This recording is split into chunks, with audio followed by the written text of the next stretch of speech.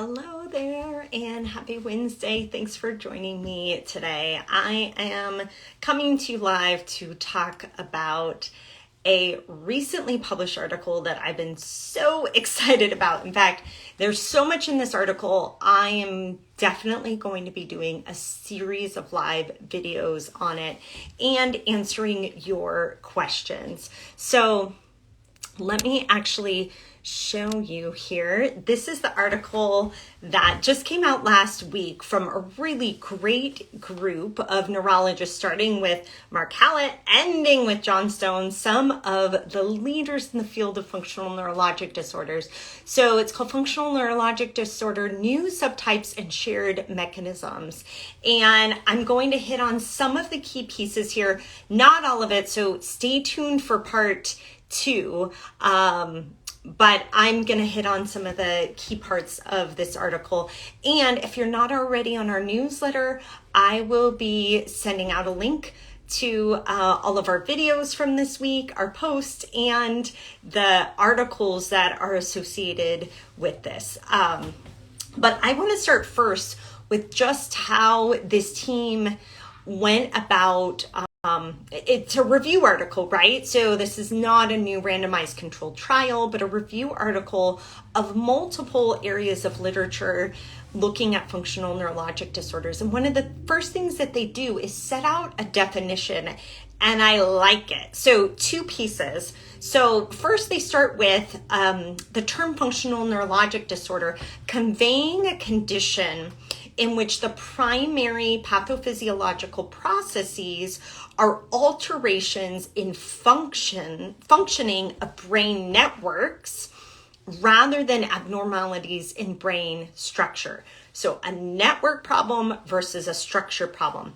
But then they go on to define even further. So I'm going to read from the article. They say, we define the term functional neurologic disorder to denote clinical syndromes consisting of symptoms and signs genuinely experienced, that's important, these are actual things, alterations in motor, sensory, or cognitive performance. This is really important. We're going to do a whole live on functional cognitive disorders, but this is really important, which are distressing, or impairing, or both, and manifest one or more patterns of deficits that are consistent predominantly with dysfunction of the nervous system, and show variability in performance within the same task and between different tasks. That's a really important part of the definition of functional neurologic disorder. So this is a new definition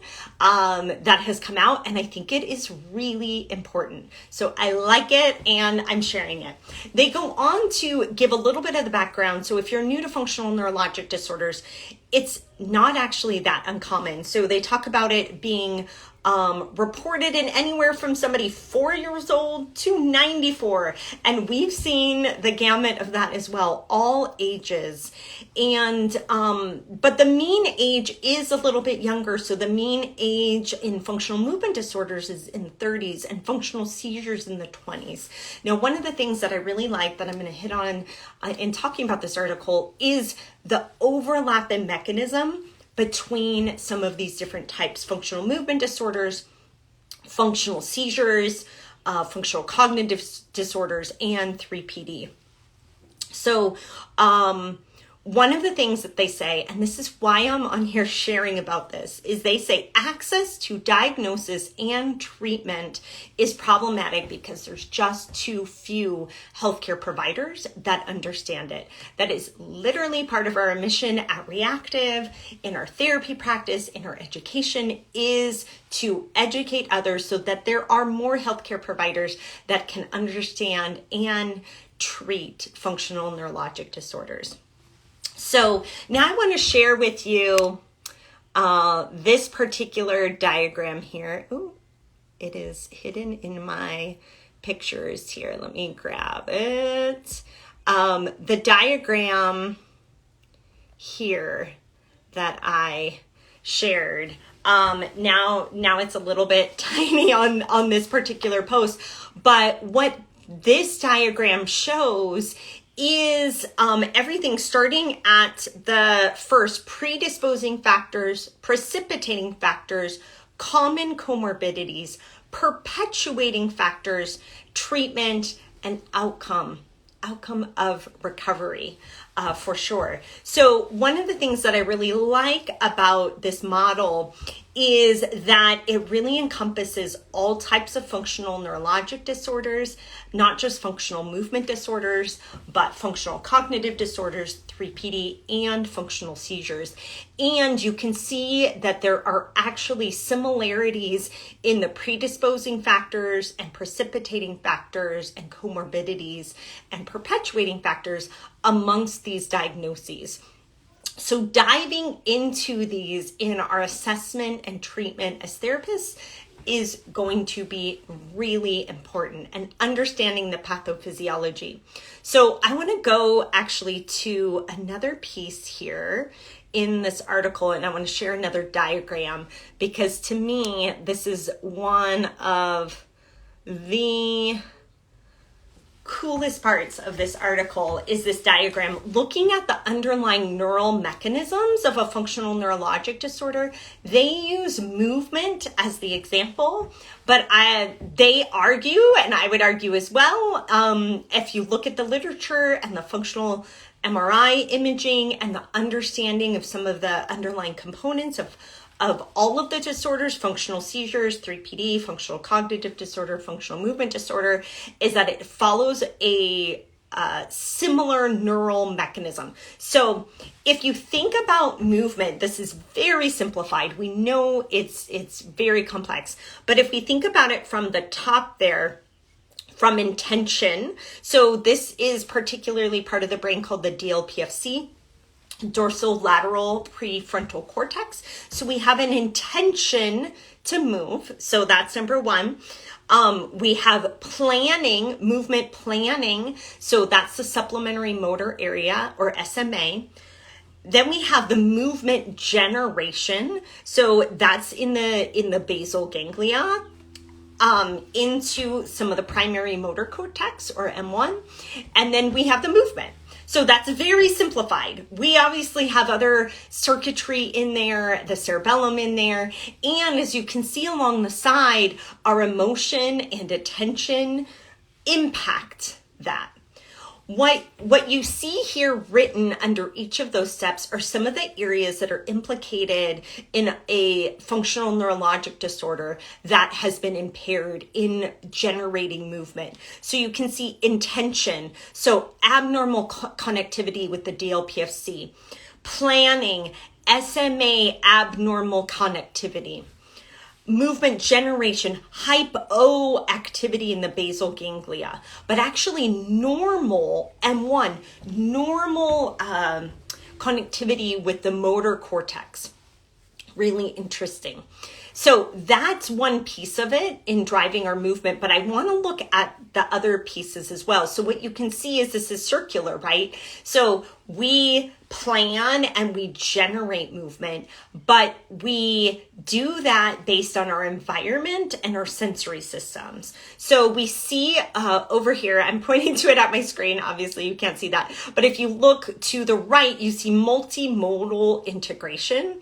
So one of the things that is found in functional neurologic disorders is an abnormal sense of agency. This is in the right temporal parietal junction.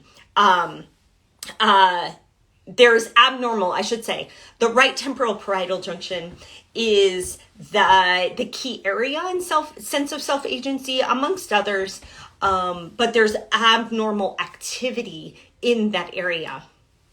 What we also know, so from our sensory systems, we have both interoception, so those sensations from inside our body, and exteroception. So that's what we normally think of light touch, types of sensation, proprioception, out from outside.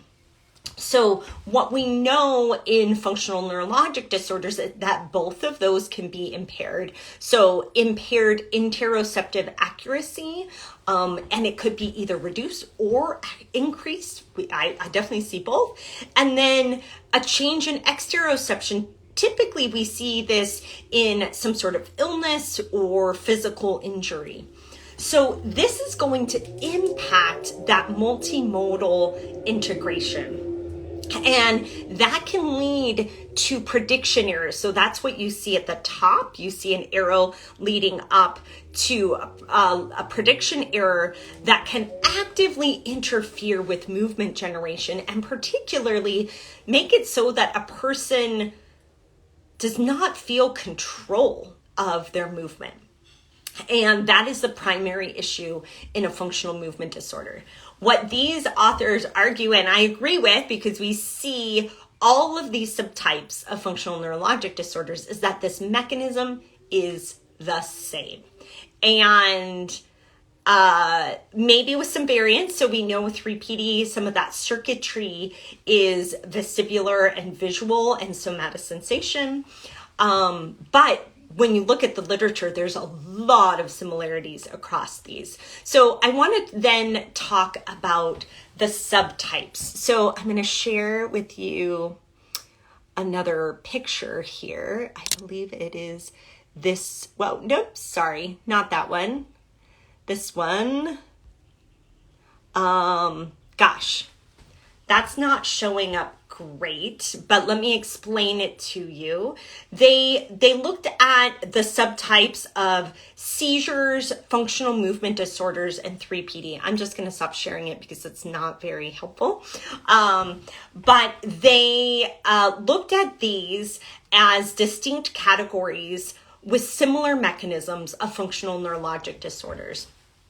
They share both the established diagnostic features for seizure and functional movement disorder, functional seizure, functional movement disorder, and what's coming out new in the literature, particularly that you can absolutely make a positive diagnosis of both functional seizures, functional movement disorders, and functional dizziness or 3PD. So in this article, they outline those diagnostic criteria that we know. And by the way, I forgot to mention functional cognitive disorder. So for the person that maybe is experiencing the things like brain fog, memory changes, executive function difficulties, that might be classified as a functional cognitive disorder. Again, similar mechanism to functional movement disorders, except movement is the issue, or functional seizures, except seizure activity is the issue. 3PD, dizziness, and again, functional cognitive disorders, cognition is what is disrupted, but similar mechanisms. So they actually highlight the diagnostic criteria for 3PD and functional cognitive disorder. I decided I'm going to hit y'all up with another live on both of those to talk about how they frame that in this article, because it's really helpful. And I would like to go deeper into the functional cognitive disorder and 3PD and how those mechanisms that we described in that image from functional movement disorders actually apply to 3PD and functional cognitive disorders. So stay tuned for that. So finally, what I wanted to hit on is this piece here. I think this is it. The diagnostic and treatment pitfalls in functional neurologic disorder. So again, another really great table from this group, from this paper. And what they talk about are some of the common reasons for a wrong diagnosis, common reasons for missing a diagnosis, and some of the treatment pitfalls. And they actually say, here's what you should do and here's what you should not do. One of the things that they talk about in the text of the article is that I actually want to give some of the exact part of the diagnosis piece. They talk about it actually not not as common as other neurologic disorders that it gets wrongly diagnosed. And I wanted to give you that exact piece because I thought this was important, because it can tend to be thought that maybe people are overdiagnosed with this or maybe underdiagnosed. And it really is important to know that it actually is not typically wrongly diagnosed. And of course, I'm looking through the paper here. It has so many highlights. It's probably part of my problem. And that it is indeed not often diagnosed incorrectly. If anything, it might be underdiagnosed for lack of understanding from neurologists. So I'll get you those. I will just have to put it in a post, those exact numbers. But let's talk through this and some of those diagnostic pitfalls. So one of the biggest things is if somebody notices a psychological or psychiatric history or a lot of stress, jumping to that this is a functional disorder. Nope. Turns out most neurologic disorders will come with stress. Not meaning that they're caused by stress, but certainly when somebody has had a stroke or brain injury or MS, they're going to feel a certain amount of stress due to that new diagnosis. This is not distinct to functional neurologic disorders. So jumping to an FND because that person has a history is a diagnostic pitfall.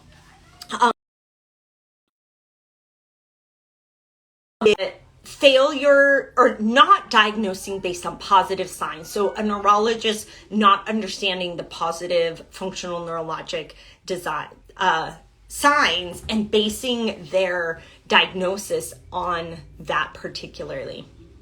So common reasons that they might miss a diagnosis of FND is they might not consider FND because that person doesn't have a psychological history. So this is one of the myths. FND is not a psychological disorder. And looking back at the literature, 50% of people with FND don't have a history of trauma or psychological distress. Now 50% of the people do, but so do people with other neurologic disorders, right? So it's not a one-to-one correlation. We do know that stress and trauma impact the nervous system, and particularly the autonomic nervous system. That is known. So other reasons people might miss the diagnosis is, again, not knowing the positive signs, and maybe actually putting too much emphasis on incidental findings on imaging. I thought that was really interesting as a common reason for missing a diagnosis. I finally want to talk about a couple of treatment pitfalls that they talk about, particularly what a person should do in making the diagnosis. They should use the positive signs and explain those to the person, how those match an FND. Show people the positive clinical signs, explain them, and check for understanding of the diagnosis with the person. This is something that I really can't stay high enough, how important that is. Second is with the treatment, they're saying physicians, encourage goal-directed rehab. So this is something that I also can't emphasize enough, because some of our traditional methods of rehab that are internally body-focused are going to, honestly, they could cause an FND. So don't do it. Goal-directed rehab is the way to go. So not focusing treatment on attention to the body, which actually kind of facilitates that loop of decreased self-agency, but an external goal-directed orientation in rehab is the gold standard. Other things that are also really important is referring to a whole treatment team. This is why we have an integrated treatment team of PT, OT, psychology, yoga therapy, personal trainers so that we can address it from a holistic approach. So referring to the whole team and looking at what medications and comorbidities can also be either contributing or helping with that person's prognosis. Here are some of the things that they should not do. So a diagnosis of FND should not just be made because you have normal labs and normal imaging. That's not what the diagnosis is about. There's positive signs. I think a lot of people that I work with, one of the perpetuating factors of this is a lot of distrust in the medical community because they've been told, oh, this is a mystery. We don't know what this is and we can't figure it out, or it's all in your head. And literally this article says, don't do that. Don't frame it as a medical mystery. Don't call it all psychological. It's not a psychological disorder. Again, I'm just going to show you this one more time, is when we look at the mechanisms, this is not all psychological, right? So we see changes in the way movement is intended and executed and the feedback loop. This is not all in your head. This is not purely psychological. Now, do those things influence this? Absolutely. But does it equal it? No. So, I could go on and on. I already have for almost like 30 minutes on this article. Again, let me show you the name of it. I'm going to do a part 2, by the way, so that we could talk about 3PD, functional seizures, functional cognitive symptoms. The article just came out last week, Functional Neurologic Disorder, New Subtypes and Shared Mechanisms. I highlighted today the mechanisms, the diagnostic pieces that go along with that. And I hope I was able to answer some of the questions you have too. So by the way, if you have questions on this, I'm just looking through the chat here. If you have questions, definitely send those my way. I really want to get to questions that people may have and be able to answer them and get you connected to resources. So thank you so much for joining me today. I'm talking about my favorite topic in functional neurologic disorders, and so happy you joined me. I will see you soon for part 2. Again, join us on our newsletter, reactiveeducation.com. You can join our newsletter. I'll send out this video and resources every Friday, or reactivept.com as well. And I'll send those out to people with neurologic disorders. Join that mailing list, and I'll send those out on Monday. And thanks so much again for joining me. Have a great night.